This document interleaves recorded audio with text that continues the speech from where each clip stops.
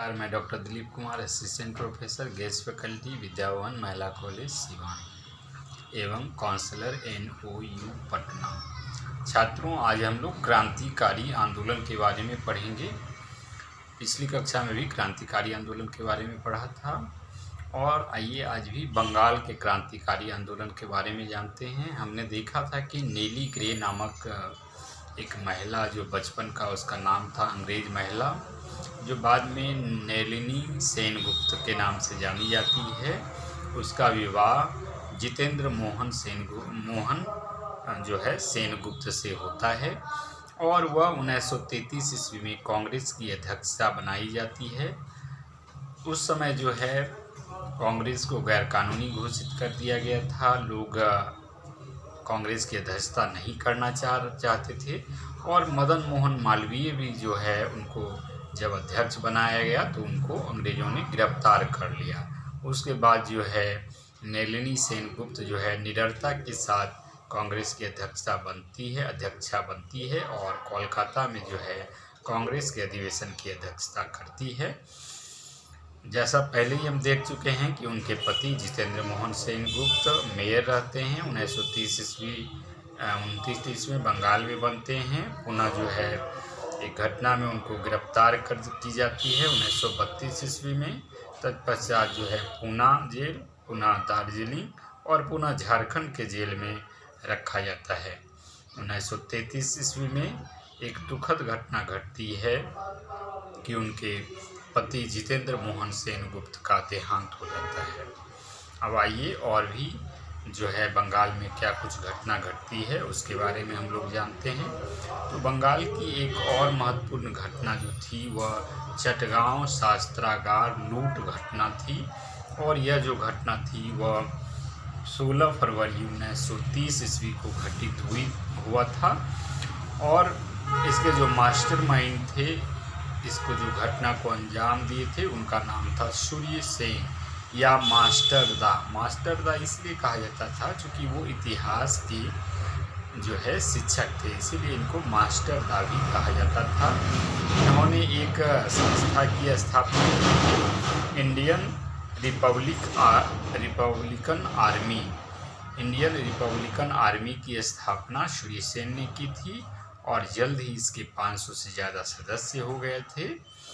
और ये जो है योजना एक बनाते हैं 28 अप्रैल 1930 ईस्वी को ही शस्त्रागार लूट की योजना बनाते हैं, क्योंकि उनको लगता है कि बिना शस्त्र के अंग्रेज़ों से काम नहीं चलने वाला है और अंग्रेज़ों का ही शस्त्र छीनकर उनकी शस्त्र को लूट कर और उनको जो है यहाँ से भारत से भगाया जा सकता है और उनका हथियार जो है उस पर कब्जा जमा लिया जाए तो अंग्रेज़ों को बस में लाया जा सकता है।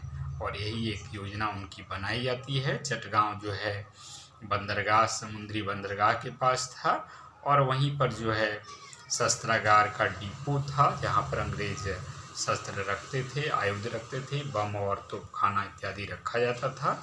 वह अपनी जो इंडियन रिपब्लिकन आर्मी होती है उसको, उसके दल के सदस्य को 4 भागों में बांटते हैं और कहते हैं कि भाई उनके जो साधन हैं, सूचना के साधन को पहले कमज़ोर कर दिया जाए।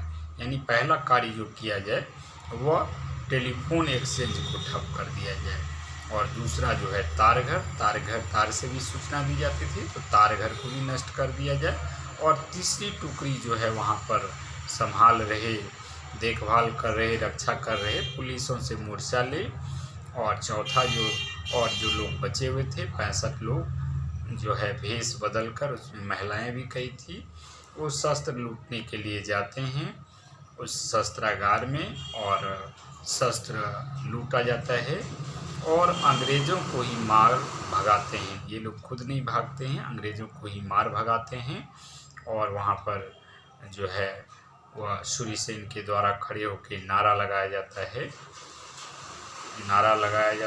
वह नारा था वंदे मातरम और इनकलाब जिंदाबाद। तो इस प्रकार से वहाँ पर जो है अस्थायी सरकार भी लूटने के बाद सूर्य सेन के द्वारा बनाई जाती है और राष्ट्रपति स्वयं उसके वो बनते हैं और अगले दिन जब अंग्रेज़ों को पता चलता है तो अंग्रेज़ जो है चारों तरफ से घेर लेते हैं और घेरने के बाद जो है उस पर घेराबंदी की जाती है और पुनः उसकी एक टुकड़ी जो है वह पास के ही चटगांव के पास के ही पहाड़ी पर भी रहती है। तो अंग्रेज़ों को इसकी भनक मिलती है तो पहाड़ी की क्षेत्र तरफ भी अंग्रेज़ी टुकड़ी जाती है और वहाँ पर जो है मुकाबला होता है। सूर्य सेन के जो संगठन थे इंडियन रिपब्लिकन आर्मी, उसके जो सैनिक थे उससे मुकाबला होता है अंग्रेज़ी सैनिक का और अंग्रेज़ी सैनिकों को पस्त कर दिया जाता है बार बार, चूँकि पहाड़ी का क्षेत्र था और गुरिल्ला पद्धति का उपयोग इनके सैनिक करते हैं और ये सैनिकों को मारते थे और पहाड़ी में छुप जाते थे, मारते थे और पहाड़ी में छुप जाते थे। इस तरह अंग्रेज़ों को जो है दांत खट्टे हो गए, वो पस्त हो गए और तत्पश्चात जो है वहाँ से वो निकलकर पटिया नामक स्थान पर आते हैं और एक विधवा सावित्री देवी के घर में शरण लेते हैं। पुनः वहाँ पर अंग्रेज़ों को इसकी भनक लगती है और अंग्रेज़ जो है वहाँ पर अपनी सैनिकों को लगा देते हैं कि हर हालत में जो है सूर्य सेन को गिरफ्तार कर लिया जाए। उस पर जो है 10,000 का इनाम भी घोषित कर दिया जाता है कि उन्हें जिंदा या मुर्दा पकड़कर लाया जाए। और कैप्टन कैमरून भी जो है पटिया नामक गांव की ओर कूच करते हैं। उनकी उस झोपड़ी को घेर लिया जाता है जहां पर सूर्य सेन सावित्री देवी के घर ठहरे हुए थे और सूर्य सेन भी कच्चे खिलाड़ी नहीं थे, ये पक्के खिलाड़ी थे और इन्होंने कैप्टन कैमरून को ही मार गिराया और वहां से पुनः निकलकर वो अपने मित्र नेत्र सेन के घर चले जाते हैं। नेत्र सेन की पत्नी भी उनको काफ़ी मानती है चूँकि वो एक देशभक्ति का काम कर रहे थे सूर्य सेन, लेकिन उनके मित्र जो है नेत्र सेन दगाबाजी करते हैं, वो अंग्रेज़ी पुलिस को मुखबिरी कर देते हैं और उसमें जो है सूर्य सेन को गिरफ्तार कर लिया जाता है।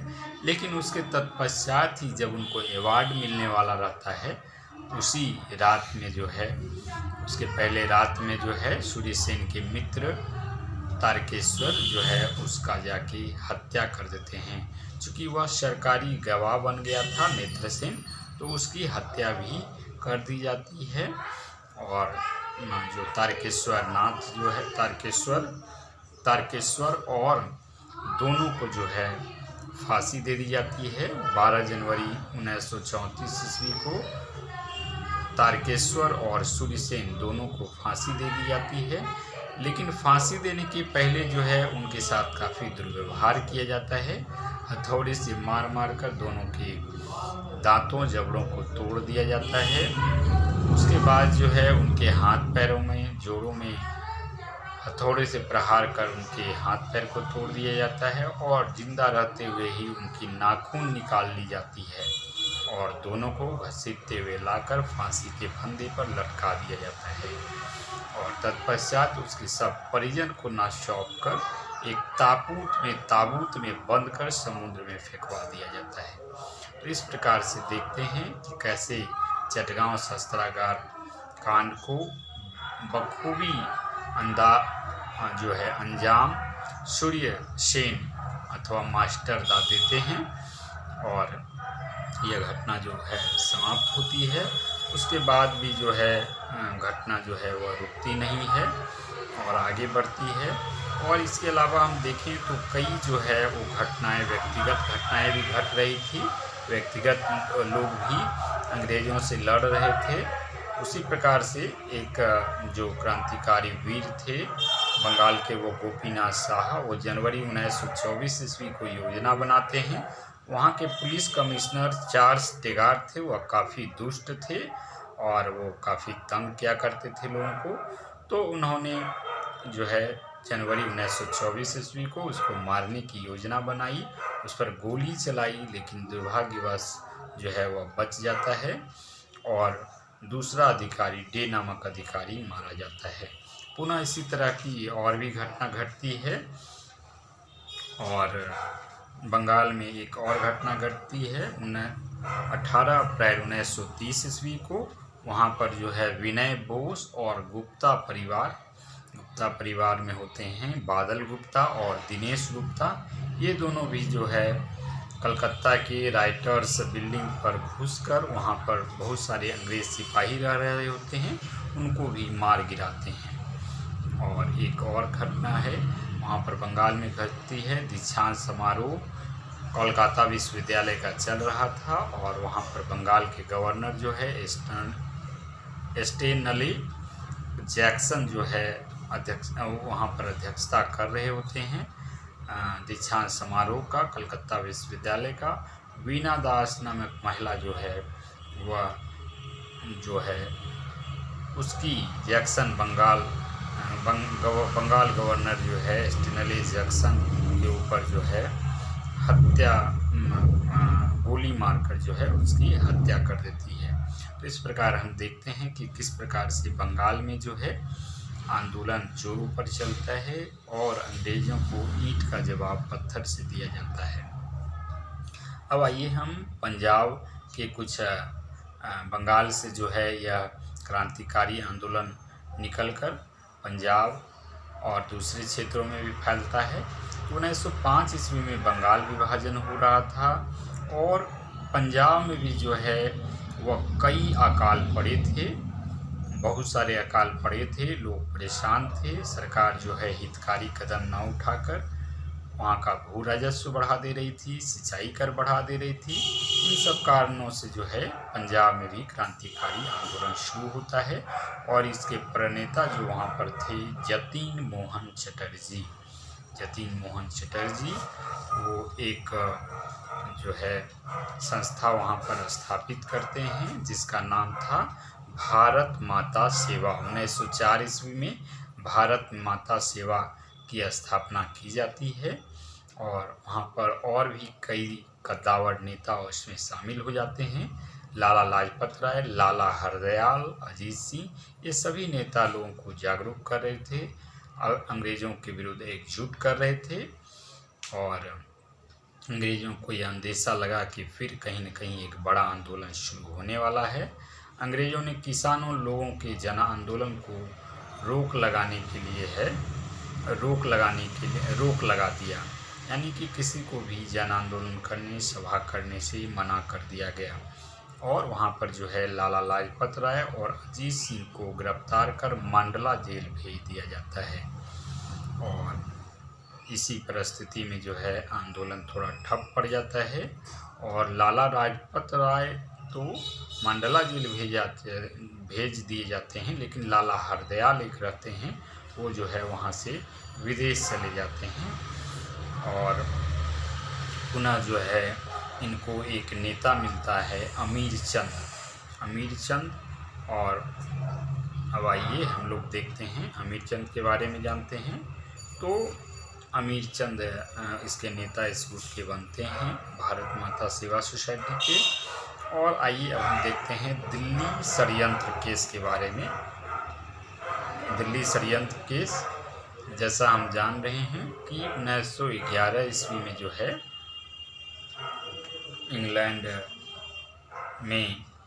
इंग्लैंड के जो है जॉर्ज पंचम भारत आए थे और दिल्ली में 1911 ईस्वी में दिल्ली दरबार लगाया गया था और भारत के वायसराय जो थे लॉर्ड हार्डिंग जो है बंगाल विभाजन को रद्द करने और बंगाल से दिल्ली जो है राजधानी लाने की घोषणा करते हैं।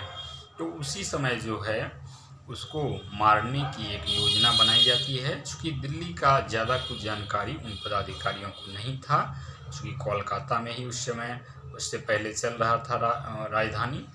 तो उस समय जो है रास बिहारी बोस, जिनका अलीपुर षड्यंत्र केस में नाम था, वो वहाँ से कोलकाता से देहरादून चले आते हैं और देहरादून में वो इंडियन फॉरेस्ट इंस्टीट्यूट में कलर की नौकरी करने लगते हैं और अंग्रेज़ों को मारने की योजना बनाते हैं। जिस समय जो है उनको यह योजना बनाते हैं कि जिस समय दिल्ली राजधानी परिवर्तन हो रहा होगा उसी समय हम जो है भारत के वायसराय लॉर्ड हार्डिंग की हत्या कर देंगे। और जब लॉर्ड हार्डिंग जो है दिसंबर 1912 ईस्वी में दिल्ली परिवर्तन हो रहा था और गाजे बाजे सिपाहियों के साथ हाथी पर सवार होकर चांदनी चौक की ओर जा रहे थे। तो वो अपने 2 नौकर की मदद इसमें लेते हैं, बसंत विश्वास और मनमंत विश्वास। दोनों को इसका कार्यभार बम बनाने का, वो बम जो है फेंकने का, बम बनाने में तो वो रासबिहारी बोस खुद माहिर खिलाड़ी थे।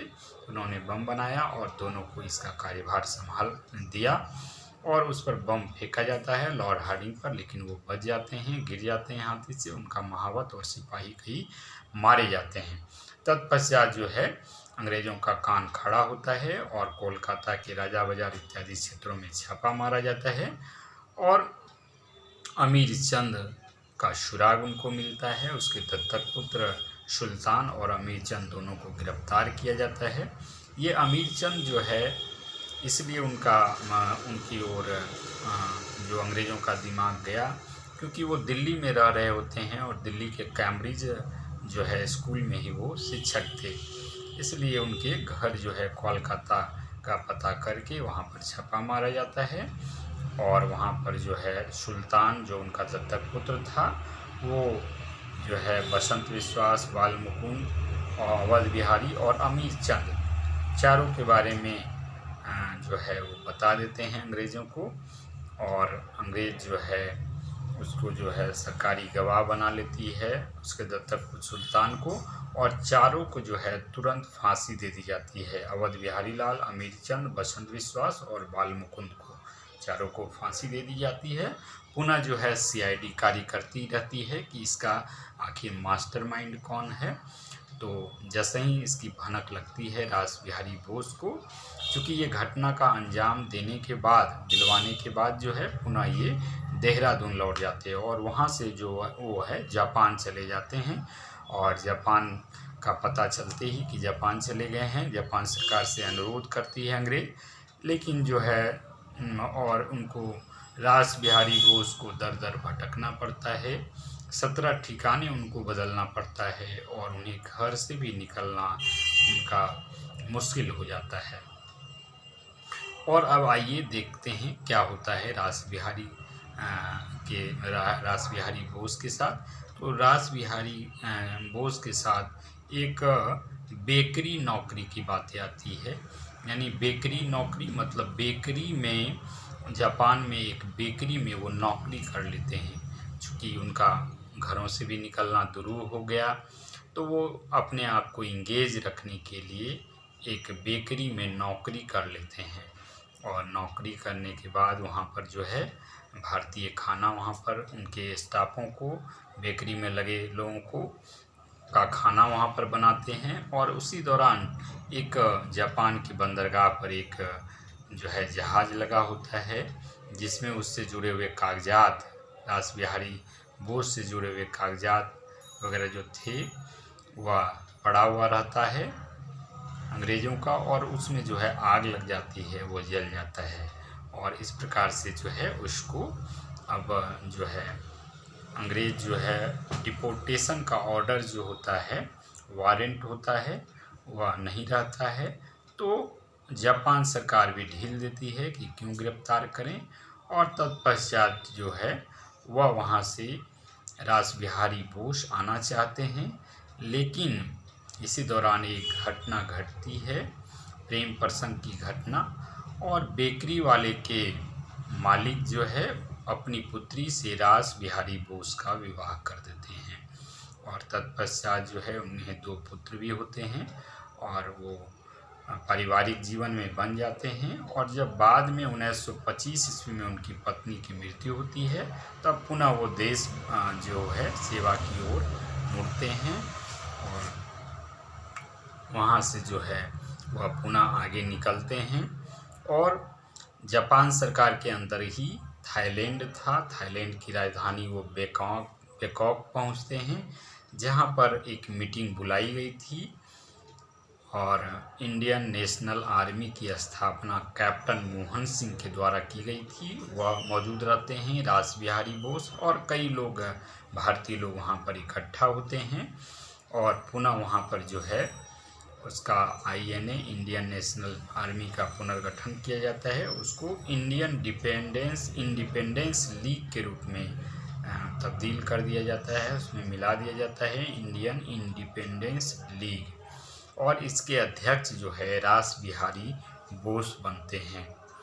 और अब जो है पुनः जो है अब इसका कमान उनके पास आ जाता है और उनके पास अपना सैनिक भी होता है इंडियन इंडिपेंडेंस लीग का। और अब वो चाहते हैं कि यहाँ से एक लड़ाई लड़ी जाए और अंग्रेज़ों के विरुद्ध लड़ाई शुरू की जाए। इसी बीच जो है सुभाष चंद्र बोस को भी भारत छोड़ना पड़ता है और वो जर्मनी उनको आना पड़ता है। और पुनः जो है जब इसका पता जो है रास बिहारी बोस को पता चलता है तो पुनः एक बैंकॉक में पुनः एक मीटिंग बुलाई जाती है और वहाँ पर अब 2 बोस मिल जाते हैं, यानी रास बिहारी बोस और सुभाष चंद्र बोस। और जो है वहाँ पर जो पुनः जो है संगठन को मजबूत दोनों करते हैं। और रास बिहारी बोस उस समय थोड़े अस्वस्थ होते हैं और वो जो है अपना कार्यभार सुभाष चंद्र बोस को सौंप देते हैं और ऑपरेशन कराने के लिए वो निकल जाते हैं। रास बिहारी बोस चूँकि वो जापान का दामाद था, जापान में ही उनकी शादी हुई थी, इसलिए उनको जापान सरकार ने कई अवार्ड भी दिए थे। एक अवार्ड भी दिया गया था उनको, order of the rising sun, उगता हुआ सूरज, उनको ये दिया गया था अवार्ड। और जापान की सरकार उसे काफ़ी मदद भी कर रही थी, चूँकि आप देखते हैं हम लोग कि द्वितीय विश्व युद्ध में भी जापान अलग खेमे में होता है और इंग्लैंड अलग खेमा में होता है, तो मदद करती है। और सुभाष चंद्र बोस जो है आगे आज़ाद हिंद फौज का गठन करते हैं और जापान अमेरिका के पर्ल हार्बर पर भी आक्रमण करता है। और जापान की शक्ति जो है उसमें बढ़ती जा रही थी द्वितीय विश्व युद्ध के पहले, और एशिया में बढ़ती जा रही थी। और अंग्रेज़ों को अंदेशा था कि जापान की मदद से जो है सुभाष चंद्र बोस भारत पर हमला न कर दे। और इसी परिस्थिति में जो है फिर यहाँ पर क्रिप्स मिशन भी भारत आता है। तो इस प्रकार से हमने देखा कि किस प्रकार से जो है रास बिहारी बोस आंदोलन को बढ़ाते हैं और किस प्रकार से क्रांतिकारी आंदोलन को बढ़ाते हैं। अब आइए और भी हम देखते हैं कि विदेशों में कौन से क्रांति हुए, विदेशों में किस प्रकार से क्रांतिकारी जो है अंग्रेज़ी सत्ता के खिलाफ अपने कमर को कसते हैं, उनके विरुद्ध लड़ते हैं। चूँकि जब है 1857 की क्रांति के बाद अंग्रेज़ों की जड़ें हिल गई थी और कई संगठन जो है, कोई भी संगठन जब बनाया जाता था तो उसको जो है आंदोलन करना चाहता था तो उसको पकड़कर जेल में बंद कर दिया जाता था। अंग्रेज़ों की दंडात्मक कार्रवाई चल रही थी, लोग परेशान थे और इसलिए जो है भारतीय लोग जो है बाहर में जाकर, विदेशों में जाकर प्रवासियों की मदद से संगठन का निर्माण कर अंग्रेज़ों के विरुद्ध लड़ने को ठानते हैं। और लंदन में जो है पहला संगठन जो बना था वह Indian home rule league society बना था। लंदन में India home rule league society बनाया जाता है और इसकी स्थापना जो है 1905 ईस्वी में श्यामजी कृष्ण वर्मा ने की थी और इसको बनाने का सुझाव उनको हिटमैन के द्वारा दिया गया था। और इसके अध्यक्ष जो हैं श्यामजी कृष्ण वर्मा ही थे और उपाध्यक्ष अब्दुल्ला सहरावर्दी थे। और इसके और जो महत्वपूर्ण कई सदस्य थे उनमें मदन लाल ढींगरा, लाला हरदयाल, अजीत सिंह और वीर सावरकर थे। इसका जो उद्देश्य था इस संगठन का वह था भारत में स्वशासन की स्थापना करना। और लंदन में जो लोग रह रहे थे वह इंडियन हाउस की वहाँ पर स्थापना करते हैं, जहाँ पर क्रांतिकारी लोग जो भी भारत से आते थे वो वहाँ पर इंडियन हाउस में ठहरते थे। और वहाँ पर जो है 9 मई 1905 ईस्वी को 1857 की क्रांति जो हुई थी उसकी वार्षिकी मनाई जा रही थी। और इसकी भनक जो है अंग्रेज़ों को पता चल जाता है। द टाइम्स में भी पेपर, वहाँ का जो टाइम्स पेपर होता है उसमें भी इसकी आलोचना की जाती है, उसमें छपता है। और पुनः इंडियन सोशलिस्ट जो श्याम जी कृष्ण वर्मा निकाल रहे थे पत्रिका, इन सब के बारे में अंग्रेज़ों को पता वहाँ पर चलता है। और वहाँ पर जो है पुनः जो है उस पर उसके पीछे जो है सरकार लग जाती है। और वहाँ पर जो है उसके बाद तत्पश्चात जो है श्याम जी कृष्ण वर्मा वहाँ से पेरिस चले जाते हैं और यहाँ का कार्यभार जो है वह वीडी सावरकर को सौंप दिया जाता है। और उसी समय जब हमने पहले देखा कि मदन लाल ढींगरा भी जो है वो इसके सदस्य रहते हैं, वह Indian home rule league society के। तो मदन लाल ढींगरा जो है 10 मई 1908 ईस्वी में इंडियन हाउस जो वहाँ रहता है लंदन में, वहीं पर एक बैठक होती है जहाँ पर गदर दिवस मनाया जाता है। और मदन लाल ढींगरा के द्वारा वहाँ पर भारत सचिव कर्जन वायली को गोली मारने का विचार जो है वो तय करते हैं। और भारत के सचिव जो वहाँ पर थे इंग्लैंड में, कर्जन वायली, उनको 1 जुलाई 1909 ईस्वी को गोली मार दी जाती है। उसके बाद मदन लाल ढींगरा को वहीं पर पकड़कर फांसी दे दी जाती है। और उसके बाद जो है श्याम जी कृष्ण वर्मा लंदन से पेरिस चले जाते हैं और लाला हरदयाल भी यहाँ से कनाडा चले जाते हैं। और अब जो है लोगों का इंडियन हाउस में चूँकि रुकना मुश्किल हो गया था, अब कनाडा में ही जाकर लाला हरदयाल जो है वह आंदोलन को बढ़ाते हैं और गदर पार्टी की स्थापना वहाँ पर करते हैं। और गदर पार्टी को भी वहाँ पर जो है प्रतिबंध लगा दिया जाता है। पुनः वहाँ से वो जर्मनी के बर्लिन में चले जाते हैं जहाँ पर उनकी मुलाकात मैडम कामा से होती है। और अब आइए हम लोग नासिक षड्यंत्र के बारे में जानते हैं। तो नासिक षड्यंत्र में जैसा हमने पहले देखा कि वहाँ के डीएम जैक्सन की हत्या लक्ष्मण अनंत कन्हरे ने की थी, तो उनको भी जो है अनंत कन्हरे ने की थी। और अब जैसा हमने देखा कि मैडम भीकाजी कामा की मुलाकात वहाँ पर होती है, तो जर्मनी में क्या कुछ होता है घटित, तो उसके बारे में हम लोग जानते हैं।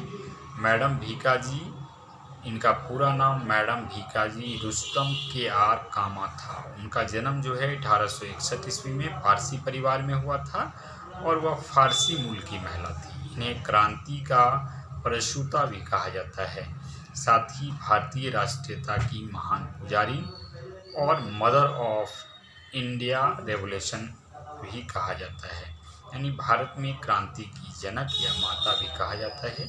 ये भारत को आज़ादी दिलाना चाहती थी और ये लंदन, जर्मनी, अमेरिका इत्यादि जगह का भ्रमण करके वहाँ रह रहे भारतीयों को एकजुट करती है। और सारे संगठन जो अलग अलग क्षेत्र में होते हैं उनको एकजुट करने का श्रेय जो है मैडम भीकाजी कामा को जाता है।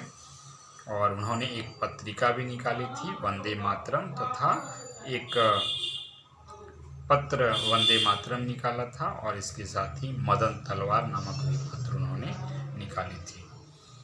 वहीं मैडम कामा जो है 1907 ईस्वी में स्टुअर्ट में एक सम्मेलन होता है, अंतर्राष्ट्रीय सम्मेलन, और वह अंतर्राष्ट्रीय सम्मेलन था अंतर्राष्ट्रीय समाजवादी कांग्रेस का, और इंडिया की तरफ से वो रिप्रेजेंट करती है। और वहाँ पर जो है पहली बार तिरंगा झंडा फहराया जाता है। उस समय का तिरंगा जो था हरा, केसरिया और लाल था और बीच में वंदे मातरम लिखा हुआ था तथा 8 कमल के फूल 8 प्रांतों को प्रदर्शित करते थे, जिसका डिजाइन जो है वीर सावरकर और हेमंत दास ने किया था। तो इस प्रकार से हमने देखा कि मैडम भीकाजी कामा और विदेशों में किस प्रकार से क्रांतिकारी आंदोलन कर रहे थे। अब आइए हम लोग देखते हैं कि अमेरिका में क्या कुछ क्रांति हो रही थी।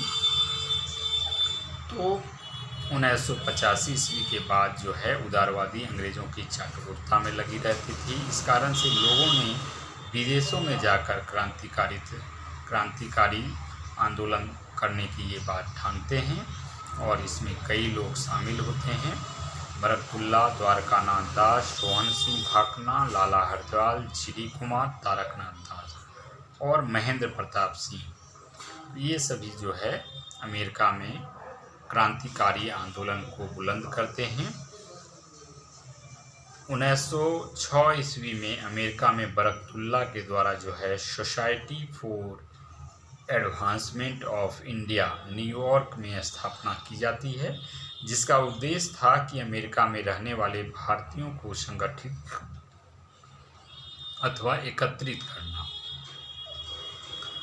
और पुनः जो है दूसरा संगठन जो अमेरिका में बनता है वह द्वारकानाथ दास के द्वारा इंडिया इंडिपेंडेंस लीग की स्थापना की जाती है और जिसकी स्थापना जो है अमेरिका के कैलिफोर्निया में की जाती है। और इन्होंने भी एक पत्र निकाला जिसका नाम था स्वतंत्र हिंदुस्तान। तो ये द्वारकानाथ के द्वारा संगठन स्थापना वहाँ की जाती है। तीसरा जो मजबूत संगठन जो था वो अमेरिका में जो ये खड़ा किया गया था उसका जो नाम था वह गदर पार्टी। लाला हरदयाल जो पंजाब से वहाँ से निकल के चले गए थे और 1911 ईस्वी में जो है वह